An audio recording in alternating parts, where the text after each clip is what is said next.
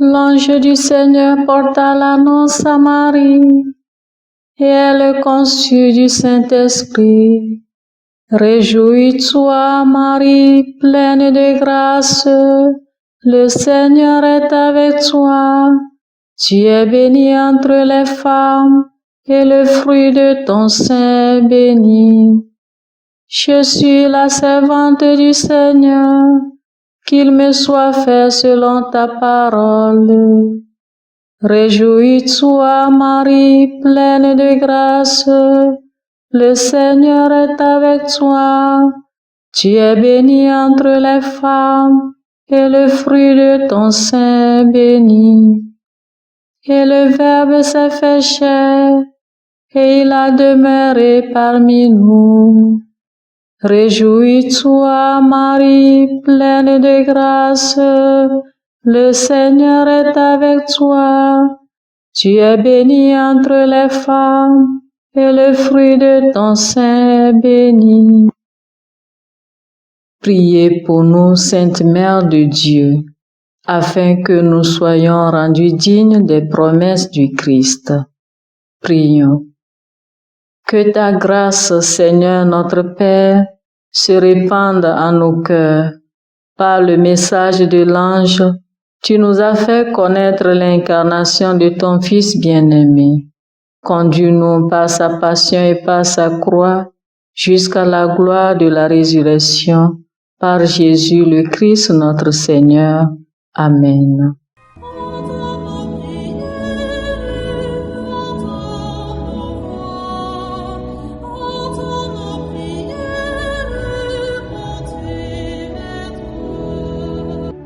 Seigneur, dans le silence de ce jour naissant, je viens te demander la paix, la sagesse, la force. Je veux regarder aujourd'hui le monde avec des yeux tout remplis d'amour, être patient, compréhensif, doux et sage, voir au-delà des apparences tes enfants, comme tu les vois toi-même, et ainsi ne voir que le bien en chacun. Ferme mes oreilles à toute calomnie. Garde ma langue de toute malveillance. Que seules les pensées qui bénissent demeurent en mon esprit.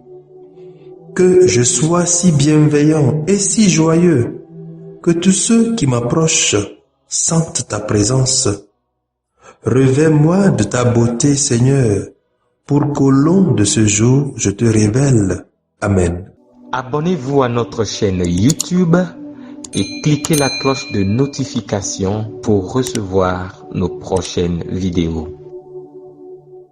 Écoutons les textes de ce 15e dimanche du temps ordinaire année C, lu par Hélène Amouzou, sœur de Notre-Dame des Apôtres, et le diacre Mathias Etche de la Société des Missions africaines, commenté par le père Marcel Bélégbé de la Société des Missions africaines. Première lecture.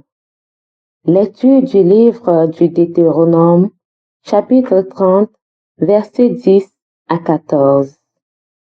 Moïse disait au peuple: Écoute la voix du Seigneur ton Dieu, en observant ses commandements et ses décrets inscrits dans ce livre de la loi, et reviens au Seigneur ton Dieu de tout ton cœur et de toute ton âme. Car cette loi que je te prescris aujourd'hui n'est pas au-dessus de tes forces, ni hors de ton atteinte. Elle n'est pas dans les cieux pour que tu dises: Qui montera aux cieux nous la chercher? Qui nous la fera entendre, afin que nous la mettions en pratique? Elle n'est pas au-delà des mers pour que tu dises: qui se rendra au-delà des mers nous la chercher, qui nous la fera entendre afin que nous la mettions en pratique. Elle est tout près de toi, cette parole, elle est dans ta bouche et dans ton cœur, afin que tu la mettes en pratique. Parole du Seigneur, nous rendons grâce à Dieu. Deuxième lecture. Lecture de la lettre de Saint Paul apôtre aux Colossiens, chapitre 1, versets 15 à 20. Le Christ Jésus est l'image du Dieu invisible, le premier-né avant toutes ces créatures. En lui, tout fut créé dans le ciel et sur la terre. Les êtres visibles et invisibles, puissance, principauté, souveraineté, domination, tout est créé par lui et pour lui. Il est avant toute chose et tout subsiste en lui. Il est aussi la tête du corps, la tête de l'Église. C'est lui le commencement, le premier-né d'entre les morts, afin qu'il ait en tout la primauté. Car Dieu a jugé bon qu'habite en lui toute plénitude, et que tout, par le Christ, lui soit enfin réconcilié, faisant la paix par le sang de sa croix, la paix pour tous les êtres sur la terre et dans le ciel. Parole du Seigneur, nous rendons grâce à Dieu. Le Seigneur soit avec vous et avec votre esprit. Évangile de Jésus-Christ selon Saint Luc, chapitre 10, versets 25 à 37. En ce temps-là, un docteur de la loi se leva et mit Jésus à l'épreuve en disant: Maître, que dois-je faire pour avoir en héritage la vie éternelle? Jésus lui demanda: Dans la loi, qu'y a-t-il d'écrit et comment lis-tu? L'autre répondit: Tu aimeras le Seigneur ton Dieu de tout ton cœur, de toute ton âme, de toute ta force et de toute ton intelligence, et ton prochain comme toi-même. Jésus lui dit: Tu as répondu correctement. Fais ainsi et tu vivras.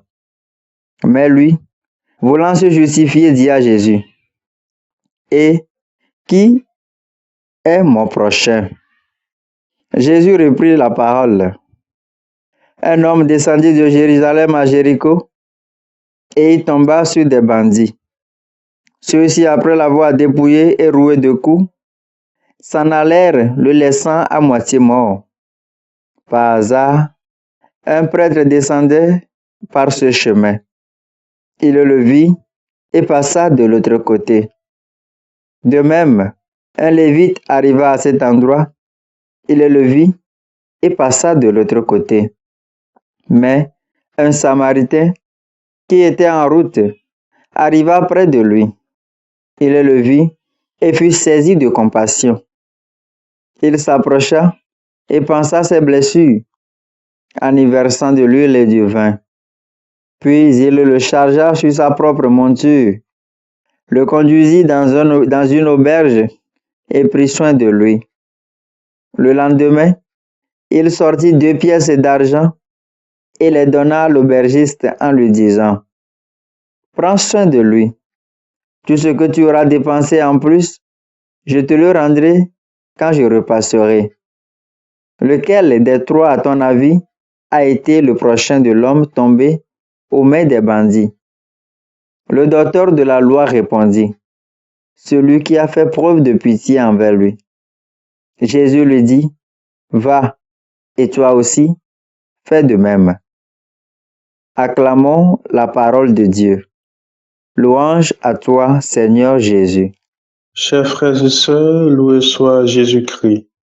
En ce 15e dimanche du temps ordinaire de l'année liturgique C, les textes que l'Église, notre Mère, nous propose sont riches en exhortation, en humanité et en amour.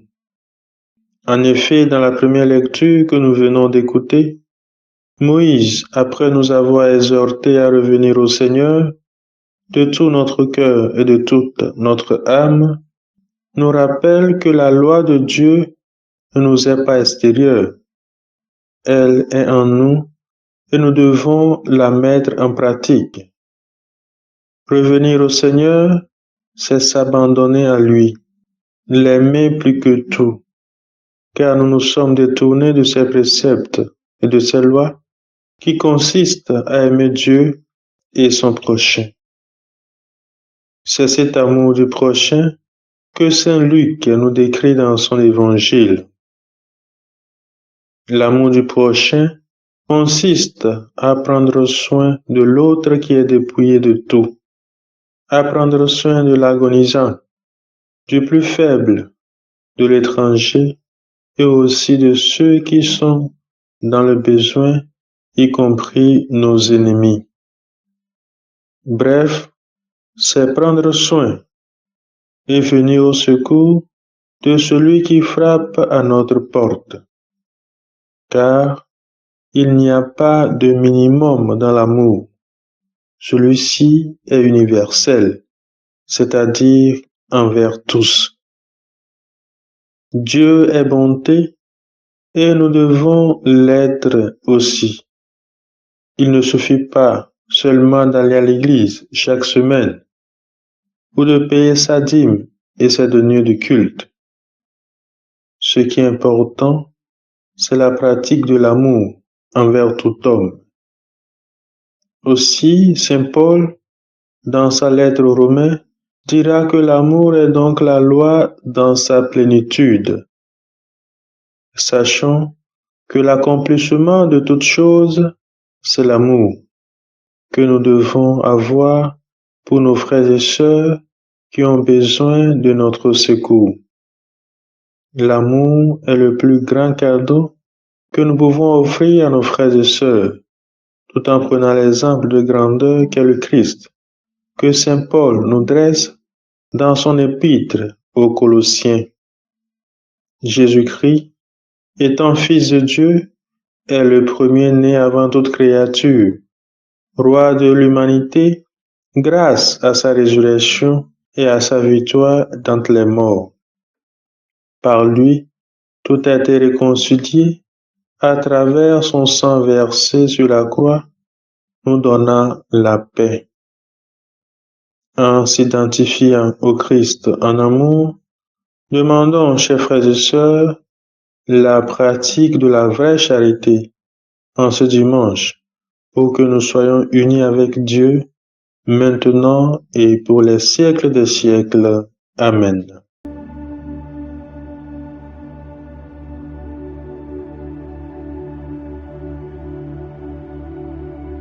Que le Seigneur Tout-Puissant et Miséricordieux nous bénisse et nous garde, le Père, le Fils et le Saint-Esprit.